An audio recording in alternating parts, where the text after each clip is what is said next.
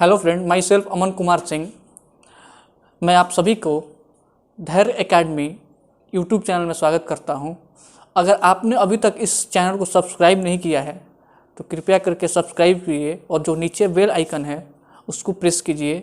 इससे होगा क्या कि आपको जितने भी आपके क्लास 8, 9, 10 के से रिलेटेड जितने भी इम्पोर्टेंट टॉपिक्स है, चाहे वो मैथ का हो, इंग्लिश का हो, साइंस का हो, वो सभी आपको एक साथ देखने को इस पे मिलेंगे।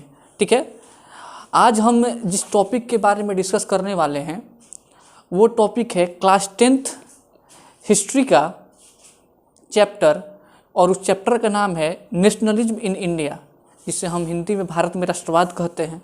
ठीक है, इस चैप्टर में हम जो बातें या जो टॉपिक्स डिस्कस करेंगे, ठीक है, उसमें जो महत्वपूर्ण बातें ये रहेंगी कि इस चैप्टर को हमें शुरू कहाँ से करना है, मतलब कहाँ से पढ़ना है, ठीक है, और कहाँ तक पढ़ना है। हम ज़्यादा भाष्य में भी नहीं जाएंगे, ठीक है, और कोशिश करेंगे कि जितनी एनसीईआरटी में चीज़ें दी हुई हैं उसको ही लेकर चलें। ठीक है, अगर आपको इस चैप्टर को पढ़ने के बाद या आपको इस वीडियो को देखने के बाद कहीं भी दिक्कत होता है तो आप नीचे जो कमेंट सेक्शन है, इस वीडियो ख़त्म हो जाने के बाद आपको कमेंट करना है।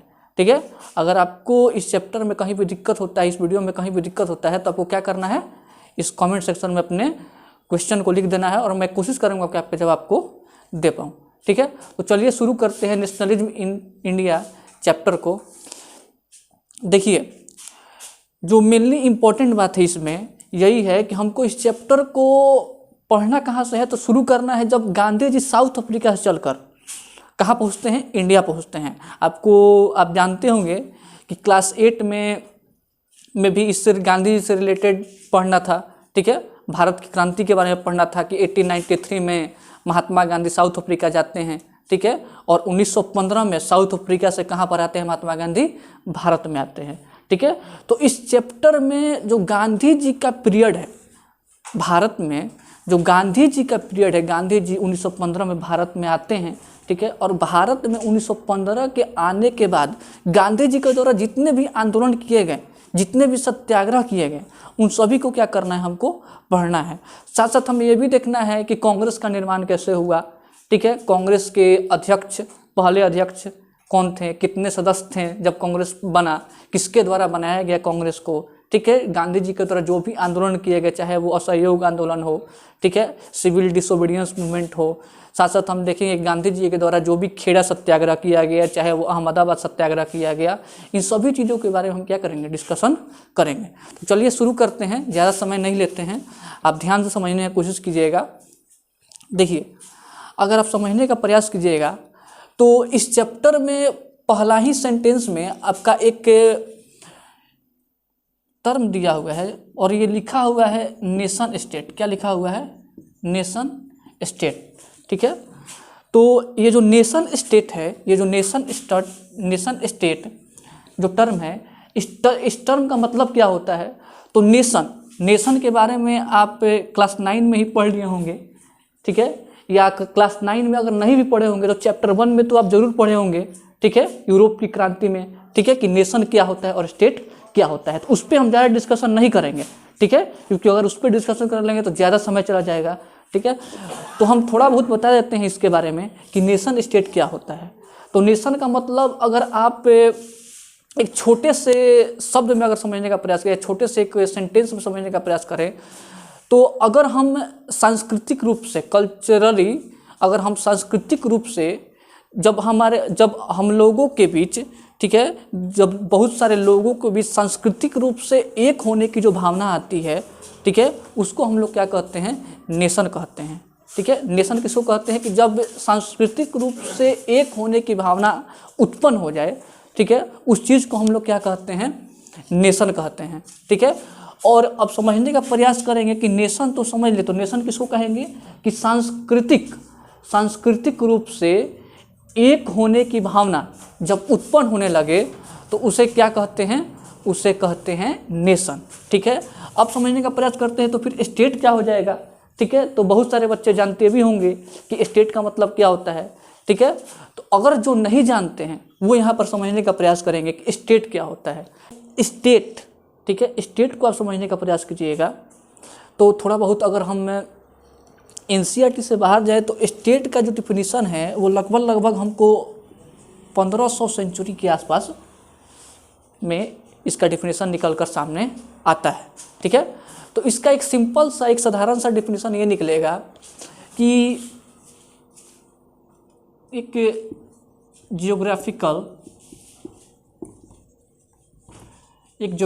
एरिया जहाँ पर कुछ लोग या कुछ आबादी कह सकते हो, क्या कर रही हो जी, रह रही हो, ठीक है। तो एक जियोग्राफिकल एरिया जहाँ पर कुछ आबादी रह रही हो, वहाँ पर एक गवर्नमेंट भी हो, एक फॉर्म ऑफ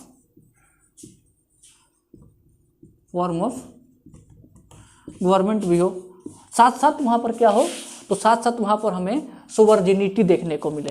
क्या देखने को मिले, सोवर्जिनिटी देखने को मिले, जिसे हम लोग हिंदी में क्या कहते हैं, सार्वभौमिकता, मतलब लोगों के पास क्या हो, उनके अधिकार हो, ठीक है। तो स्टेट्स का डिफिनीशन क्या निकल के आया, स्टेट का डिफिनीशन क्या निकल के आया, तो ऐसा ज्योग्राफिकल एरिया जहाँ पर कुछ आबादी निवास करती हो या रहती हो, साथ साथ वहाँ पर एक फॉर्म ऑफ गवर्नमेंट भी हो, फॉर्म ऑफ गवर्नमेंट के साथ साथ लोगों के हाथों में क्या हो, उनके अधिकार हो, ठीक है, जैसे कि we the people of India, ठीक है।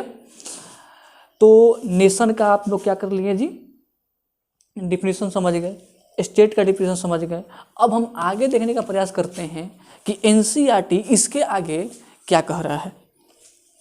तो देखिए एनसीईआरटी बोल रहा है कि it also meant a change in people's understanding who they were and what defined their identity and sense of belonging.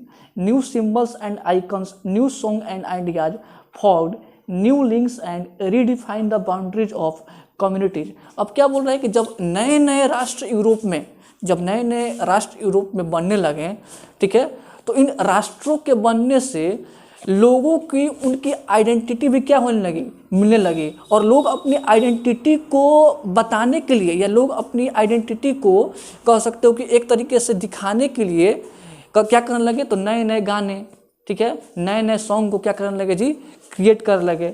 Song के साथ साथ यहाँ पर क्या दिया हुआ है कि नए नए आइडिया भी क्या होने लगे, सामने आने लगे, ठीक है, कि ताकि लोग क्या कर सके, अपनी आइडेंटिटी को बता सके, ठीक है। अब आगे समझने का प्रयास करते हैं कि क्या बोल रहा है।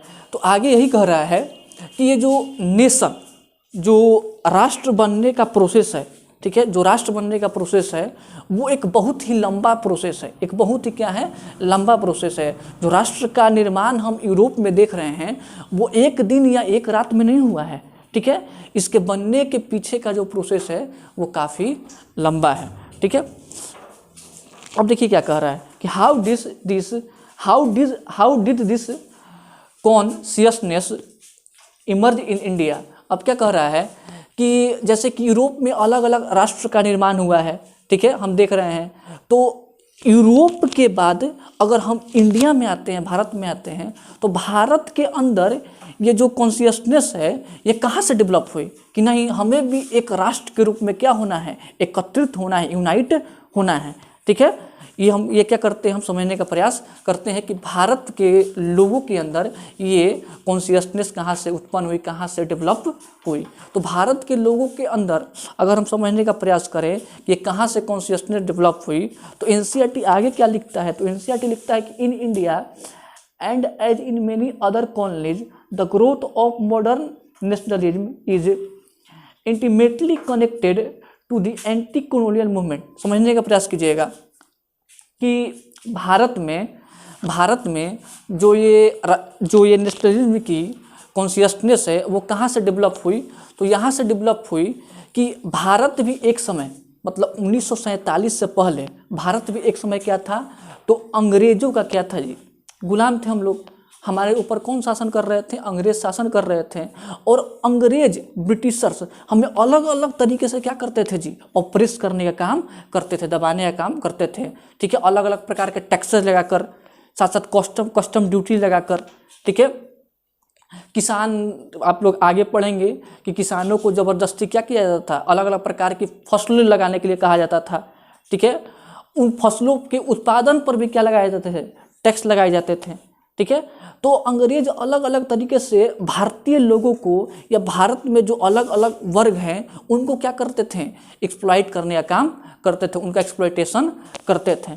ठीक है, तो इससे हुआ क्या कि एंटी कॉलोनियल सिस्टम से एक टर्म निकल कर आया। एंटी कॉलोनियल जो सिस्टम है, ये जो एंटी, ध्यान से समझिएगा लोग, ये जो एंटी कॉलोनियल जो सिस्टम है,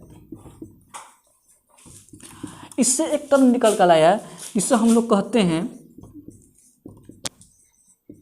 anti colonial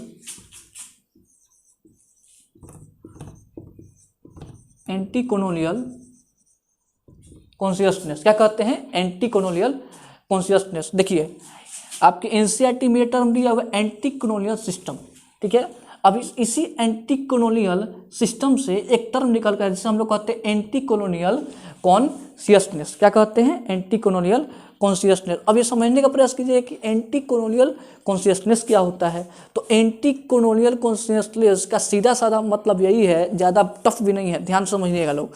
anti colonial consciousness का यही मतलब है कि जब लोगों के अंदर एंटी कॉलोनियल सिस्टम के खिलाफ क्या हो जी, बोलने का इच्छा जागृत होने लगे। ठीक है, कि अगर अंग्रेज हमें क्या कर रहे हैं, ऑपरेस कर रहे हैं। ठीक है, अंग्रेज हमें हर तरीके से क्या कर रहे हैं, चाहे वो इकोनॉमिकली पॉलिटिकली ऑपरेस करने का काम कर रहे हैं, तो इस सिस्टम के खिलाफ, इस ऑपरेसिव सिस्टम के खिलाफ अगर हमारे अंदर, लोगों के अंदर उसके खिलाफ बोलने की अगर इच्छा उत्पन्न होने लगे कि नहीं, हम इस शासन के खिलाफ, हम इस ऑपरेसिव सिस्टम के खिलाफ लड़ेंगे, ठीक है, इनको यहाँ से हटाएंगे, इनके अंदर हम नहीं रहेंगे, उसी को हम लोग क्या कहते हैं, एंटी कॉलोनियल कॉन्शियसनेस कहते हैं। क्या कहते हैं, एंटी कॉलोनियल कॉन्शियसनेस कहते हैं। तो हमको लगता है कि समझ गए होंगे आप लोग। देखिए हम इस टर्म को समझ गए कि एंटी कॉलोनियल सिस्टम से ही एक और नया टर्म निकल कर आया जिसे हम लोग कहते हैं एंटी कॉलोनियल कॉन्शियसनेस। ठीक है, तो अभी मैंने आप लोग को बताया कि एंटी कॉलोनियल जो कॉन्शियसनेस है वो क्या होता है। ठीक है, तब हम आगे समझते हैं। तो आगे एनसीईआरटी क्या कहता है, तो कह रहे हैं कि people began discovering their unity in the process of their struggle with colonialism, the sense of being oppressed under colonial provided a sheer bond that tied many different groups together। अब देखिए क्या बोल रहा है कि अगर हम समझने का प्रयास करें थोड़ा बहुत, अगर इस टर्म को समझना है, इस पूरे सेंटेंस को समझना है, तो हमें समझना पड़ेगा कि यूरोप में जो नए नए राष्ट्रों का निर्माण हुआ, जो नए नए नेशन स्टेट का निर्माण हुआ, ठीक है, उसके पीछे के कारण क्या रहे। ठीक है, तो हम लोग क्लास चैप्टर 1 में, ठीक है, इसके बारे में पढ़े थे कि यूरोप में जो भी नए नए नेशन स्टेट बने हैं उसके पीछे के जो रीजन रहे हैं, जो इम्पोर्टेंट रीजन रहे हैं, वो ये रहे हैं कि यूरोप में जो भी नए नए नेशन स्टेट बने हैं वो किसके बेसिस पे बने हैं, किस आधार पे बने हैं। तो या तो वो कॉमन लैंग्वेज के आधार पे बने हैं, कॉमन लैंग्वेज के आधार पे बने हैं। अगर कॉमन लैंग्वेज के आधार पे तो बने ही हैं, साथ साथ कॉमन रेस के आधार पे बने हैं, जिसको हम लोग रिलीजन भी कहते हैं। ठीक है, तो कॉमन लैंग्वेज हो गया, कॉमन रेस हो गया, ठीक है, साथ साथ कल्चर, जो कॉमन कल्चर है उसके आधार पर भी क्या बने हैं, यूरोप में नए नए नेशन स्टेट का निर्माण हुआ है। तो हम क्या देख रहे हैं कि यूरोप में लैंग्वेज अगर सेम है तो जिन लोगों का लैंग्वेज एक है उन्होंने क्या कर लिया जी, अपना एक अलग राष्ट्र बना लिया। जिनका एक संस्कृति है उन्होंने क्या कर लिया, अपना एक अलग राष्ट्र बना लिया। लेकिन जैसे ही हम भारत में आते हैं तो भारत में ऐसा नहीं है। ठीक है, अगर आप अभी भी देखिएगा, प्रेजेंट टाइम में देखिएगा, तो भारत में बहुत प्रकार के, अनेकों प्रकार की जातियां, धर्म क्या करती हैं, पाई जाती है, भारत में निवास करती हैं। ठीक है, और चाहे आप कल्चर का बात कर लीजिए, चाहे थोड़ा बहुत अगर लैंग्वेज का बात कर लीजिए, अगर भारत में अगर 20-25 किलोमीटर अपने क्षेत्र से, अपने एरिया से आगे बढ़ते हैं तो लैंग्वेज क्या हो जाता है जी, चेंज हो जाता है। ठीक है, तो भारत में आप समझने का प्रयास कीजिएगा तो भारत में यूरोप की बिल्कुल उलट स्थिति थी। क्यों एकदम उलट स्थिति थी, अगर उसको समझने का प्रयास करें तो भारत में बहुत प्रकार के धर्म, जातियाँ, संस्कृति क्या करती है, निवास करती हैं। लेकिन इतनी विभिन्नता होने के बाद भी, इतनी भिन्नता होने के बाद भी ये लोग एक कैसे हुए? तो इन लोगों के एक होने के पीछे का जो कारण है वो है उनका एक कॉमन, इन सभी का एक कॉमन एनिमी, इन सभी का एक कॉमन एनिमी है। और वो कौन है जी? वो है ब्रिटिशर्स। वो कौन है? ब्रिटिशर्स। क्योंकि ब्रिटिशर्स जितने भी डिफरेंट ग्रुप्स के लोग थे, जितने भी डिफरेंट ग्रुप्स के लोग थे, इन सभी ग्रुप्स को या किसी, या कह सकते हो कि जितने भी जाति या धर्म के लोग थे उनको किसी न किसी तरीके से क्या करते थे? ऑप्रेस करते थे। ठीक है, तो ये सभी ग्रुप्स एक साथ हैं। ठीक है कि नहीं? हमें एक होना पड़ेगा, और जब तक हम एक नहीं होंगे तो हमें क्या मिलेगा? इन ब्रिटिशर से आज़ादी नहीं मिलेगी, छुटकारा नहीं मिलेगा।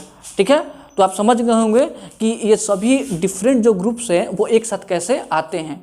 उनका एक कॉमन एनिमी है, और वो कॉमन एनिमी कौन है? ब्रिटिशर्स है। तो इस ब्रिटिशर्स को हटाने के लिए, भारत से भगाने के लिए ये क्या होते हैं? एक साथ इकट्ठा होते हैं। ठीक है, अब आगे देखते हैं एनसीईआरटी क्या कहता है।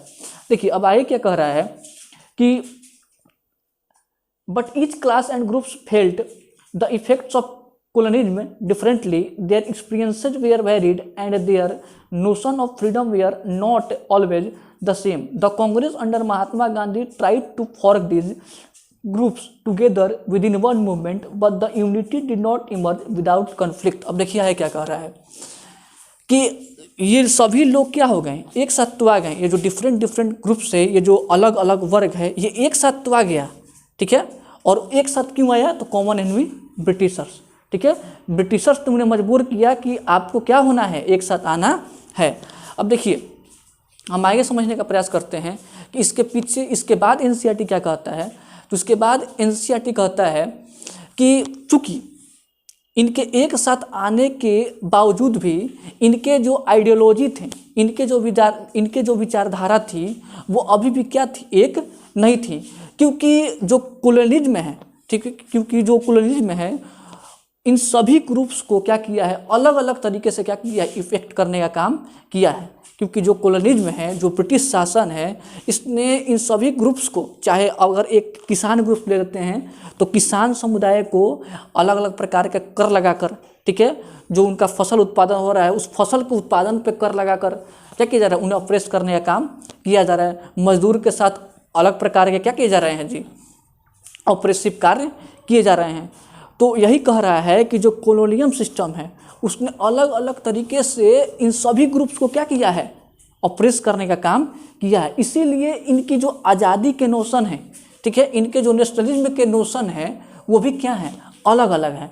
ठीक है, इनके जो नोशन ऑफ फ्रीडम है, आज़ादी के जो नोशन है, फीलिंग है कि वो भी क्या है जी? अलग अलग हैं। ठीक है, लेकिन आगे क्या होता है? तो आगे एनसीईआरटी यही कहता है कि आगे चलकर महात्मा गांधी जब भारत में आते हैं, 1915 में भारत में आते हैं, तो महात्मा गांधी क्या करते हैं कि इन सभी डिफरेंट ग्रुप्स को, इन सभी विभिन्न वर्गों को क्या करते हैं? एक अम्ब्रेला के अंदर लाने का प्रयास करते हैं। जो डिफरेंट आइडियोलॉजी के ग्रुप्स हैं, इन सभी ग्रुप्स को क्या करते हैं? एक अम्ब्रेला के नीचे लाने का प्रयास करते हैं। ठीक है, अब देखने का प्रयास करेंगे हम आगे कि ये जो डिफरेंट ग्रुप्स हैं ये किस प्रकार गांधी जी के साथ चलते हैं, Gandhi ji in different groups को किस प्रकार एक साथ लाते हैं। ठीक है, तो आगे लिखा हुआ है कि in an earlier text book you have read about the growth of nationalism in India up to the first decade of 20th century. अब क्या कह रहा है कि आपने अपने जो पिछली कक्षाएं हैं, जैसे कि 8वीं की कक्षाएं, 9वीं की कक्षाएं, ठीक है, क्लासेस जो हैं, उसमें आपने जो एक 1857 जिसे हम लोग क्या कहते हैं? The first war of independence, Bharat की पहली स्वतंत्रता संग्राम, ठीक है, इसके नाम से भी जानते हैं। तो यही कह रहे हैं कि आपने इससे पहले की कक्षाओं में 1857 से लेकर, ठीक है, जो भी 1900 या 1905 तक की क्रांतियाँ हुई हैं उसके बारे में क्या किया होगा? पढ़ा होगा। ठीक है, अब यार, ठीक है, क्या किया होगा? पढ़ा होगा। ठीक है, अब आगे हमें क्या पढ़ना है, तो हमें कहाँ से शुरुआत करना है इस चैप्टर में, तो हमें शुरुआत करना है 1920। ठीक है, जब गांधी जी कहाँ पर आते हैं, भारत में आ जाते हैं। भारत में आने के बाद गांधी जी जब क्या करते हैं, भारत का दौरा करते हैं, भारत के जो भी लोग हैं, जो भी पीपल हैं, उनको उनकी जो भी कठिनाइयाँ हैं, उनकी जो भी परेशानियाँ हैं, उसको क्या करते हैं, समझने का प्रयास करते हैं। ठीक है, जो कि आप लोग जानते होंगे कि गांधी जी के जो राजनीतिक गुरु थे वो कौन थे, गोपाल कृष्ण गोखले। ठीक है, थोड़ा बहुत पीछे का बता देता हूँ डिटेल। तो गोपाल कृष्ण गोखले गांधी जी से कहते हैं, ठीक है, कि अभी आप क्या कीजिए, अभी भारत का क्या कीजिए, भ्रमण कीजिए, भारत को पहले आप जानिए कि भारत के लोगों की कठिनाइयाँ क्या हैं, परेशानियाँ क्या हैं। ठीक है, और उसके बाद क्या कीजिएगा, आप सत्याग्रह या आंदोलन कीजिएगा। ठीक है, तो अपने राजनीतिक गुरु के बातों को गांधी जी मतलब मानते हैं और इसके साथ वो क्या करते हैं, भारत का भ्रमण करते हैं। मतलब 2 साल, लगभग 2 साल तक वो क्या करते हैं, भारत का भ्रमण करते हैं। और भारत को एक तरीके से भारत के लोगों को समझने के साथ वो क्या करते हैं, चंपारण का सत्याग्रह क्या करते हैं, शुरू करते हैं। तो उस पर हम बाद में जाएंगे। अभी हम यहाँ देखते हैं कि एनसीईआरटी यही कह रहा है कि हम जो मेनली इस चैप्टर में पढ़ेंगे वो पढ़ेंगे गांधीयन फेज को, मतलब गांधी जी से शुरू होगा ये फेज। ठीक है, उसके बाद कांग्रेस का स्थापना कैसे हुआ, साथ साथ असहयोग खिलाफत के पास हम जाएंगे। और उसके बाद क्या करेंगे, आगे जो भी किसान सभा होगा, अवध किसान सभा होगा, उसके बारे में क्या करेंगे, डिस्कस करेंगे। ठीक है, तो हम उससे पहले नहीं पढ़ेंगे। मतलब 1900 या 1900 कह सकते हो कि 1896, 1895, 1893 उस समय क्या हुआ, उसको क्या करेंगे, उसके बारे में हम चर्चा नहीं करेंगे। हम मेनली हम क्या करेंगे, 1920 के बाद का जो टाइम पीरियड है, ठीक है, या कह सकते हो कि 1914-15 के जो बाद का टाइम पीरियड है, वहाँ से क्या करेंगे, पढ़ना शुरू करेंगे। ठीक है, अब आगे हम देखने का प्रयास करते हैं कि आगे एनसीईआरटी में क्या दिया हुआ है। तो आगे एनसीईआरटी में दिया हुआ है कि in this chapter we will pick up the story from the 1920s and study the non-cooperation and civil disobedience movement. We will explore how the Congress sought to develop the national movement, how different social groups participated in the movement, and how nationalism captured the imagination of people. अब क्या बोल रहा है कि हम mainly क्या करेंगे, तो 1920s के पीरियड में जितने भी आंदोलन हुए हैं उसको क्या करेंगे, समझने का प्रयास करेंगे। मतलब यहाँ से शुरू करेंगे और इसके बाद क्या करेंगे, धीरे धीरे आगे बढ़ते जाएंगे।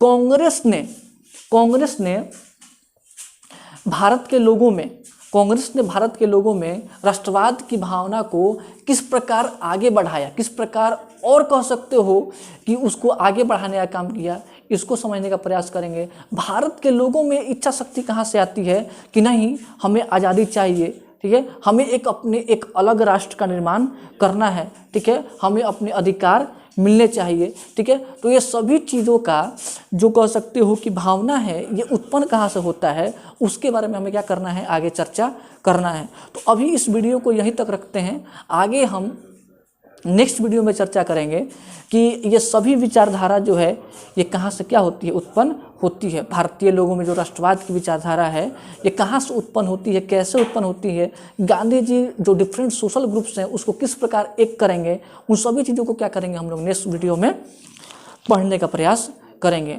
अगर आपको ये वीडियो अच्छा लगा हो तो कृपया लाइक कीजिए, सब्सक्राइब कीजिए और बेल आइकन को क्लिक कीजिए। Thank you.